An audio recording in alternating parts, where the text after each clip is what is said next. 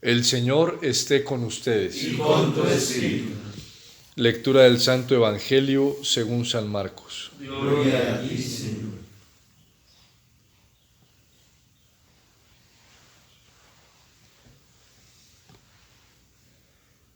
En aquel tiempo los escribas que habían bajado de Jerusalén decían: tiene dentro a Belcebú y expulsa a los demonios con el poder del jefe de los demonios. Él los invitó a acercarse y les hablaba en parábolas. ¿Cómo va a echar Satanás a Satanás? Un reino dividido internamente no puede subsistir. Una familia dividida no puede subsistir. Si Satanás se rebela contra sí mismo para hacerse la guerra, no puede subsistir, está perdido. Nadie puede meterse en casa de un hombre forzudo para sacar su ajuar, si primero no lo ata. Entonces podrá saquear la casa. En verdad les digo, todo se les podrá perdonar a los hombres, los pecados y cualquier blasfemia que digan. Por el que blasfeme contra el Espíritu Santo, no tendrá perdón jamás, cargará con su pecado para siempre. Se refería a los que decían que tenía dentro un espíritu inmundo. Palabra del Señor. Gloria a ti, Señor Jesús.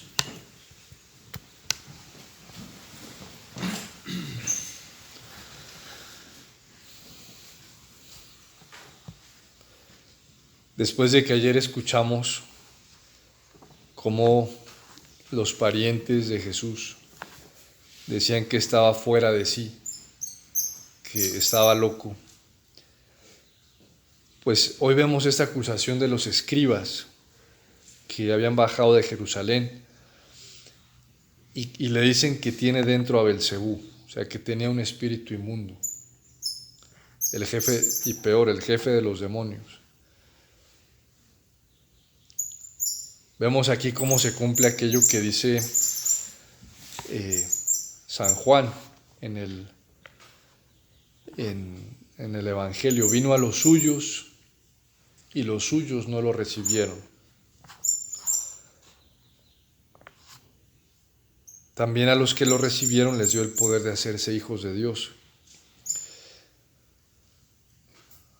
Y digamos que me impacta mucho ver cómo Jesús, ante esta acusación, cómo reacciona. Porque dice el Evangelio, los invitó a acercarse y les hablaba en parábolas. Es decir, el que también nos enseña: amen a sus enemigos, oren por los que los persigan, para que sean hijos de su Padre Celestial, que hace salir el sol sobre malos y buenos y llover sobre justos e injustos. Aplica la corrección fraterna con estos escribas y los llama aparte, los llama a estar junto a sí y les habla en parábolas, es decir, les hace una exhortación para que ellos, o sea, para salvarlos, para liberarlos de este pecado tan tremendo que es el pecado contra el Espíritu Santo. Y entonces les empieza a decir la parábola, ¿no? ¿Cómo va a echar Satanás a Satanás? Un reino dividido internamente no puede subsistir. Entonces, pues primero el Señor en esta parábola empieza a hablar de la unidad. Dice, y una familia dividida no puede subsistir. El gran pecado de estos hombres es el endurecimiento del corazón. Gracia que no ablanda, endurece. Eso así es. O sea, ante esos toques del Espíritu Santo que nos mueven a la conversión, que nos llaman a acercarnos al Señor, el cerrarse, el endurecerse, justamente ante el toque del Espíritu Santo, pues eso endurece. O sea, la gracia cuando toca, ablanda el corazón, nos lleva a, y no un ablandar en el sentido de sí, o sea, de ser como una gelatina, pues como sin piso, sin fundamento, no. Se refiere a ese toque del amor de Dios. Pero el endurecimiento llega a tal punto en estos hombres que llegan pues a considerar a Jesús como endemoniado. Y justamente la gran división empieza en el interior del hombre, por el pecado. El pecado es lo que destruye la unidad. Por eso San Juan Pablo II, en una definición pues que me encanta, él dice que la paz es la unidad del ser. Cuando estamos en unidad interior, hay paz. Y esto se da pues solamente por la gracia de Dios, que es el ser por sí mismo, Él es por sí mismo. Cuando Dios está en nosotros, actúa en nosotros, cuando el Espíritu Santo reina en nosotros, pues se da esa unidad interior. Y siempre es posible crecer más, ¿no?, en esa unidad interior. Esa es la obra de la santidad, la obra de la santificación, en la que progresivamente vamos avanzando, hasta, como dice San Pablo, alcanzar la medida del hombre perfecto, que es Cristo Jesús. ¿No? Es una lucha de toda la vida, permitir que el Espíritu Santo, arranque de nuestra vida hasta del último pliegue de nuestra alma, por decirlo así, pues el desorden y nos dé esa unidad interior. Entonces, y también pues nos dice el Señor cómo, en esta parábola que le dice a los escribas, que nos la dice a nosotros también, dice: nadie puede meterse en casa de un hombre forzudo para sacar su ajuar si primero no lo ata. O sea, está reconociendo pues que pues Satanás tiene fuerza, pero que Él es más fuerte.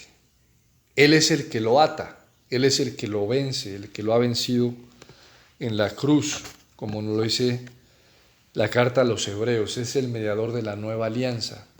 Él ha vencido el pecado, ha vencido al demonio. El Señor es el que tiene la victoria. Entonces, pues digamos que ante tanto mal que vemos en el mundo, pues debemos tener de todas maneras esa certeza de que el Señor es más poderoso. Pero ¿qué es lo que sucede? Que el Señor reina justamente donde se le abre el corazón. Y Él quiere reinar en cada persona humana. Él quiere que todos los hombres se salven y lleguen al conocimiento de la verdad. Él quiere que su reino pues esté en todos nosotros. Y dice el Señor que todos los pecados se les podrán perdonar a los hombres, pecados y cualquier blasfemia que digan. O sea, nosotros creemos en el perdón de los pecados, así lo decimos en el credo. Pero el Señor nos está diciendo aquí cómo el que blasfeme contra el Espíritu Santo no tendrá perdón. ¿Por qué? La Iglesia nos lo enseña, o sea, porque pues no reconoce el pecado. Quien no reconoce el pecado, quien presume, o sea, quien no reconoce, ya sea por presunción o también por desesperación, o sea, que cree que su pecado es tan grande que no tiene perdón, pues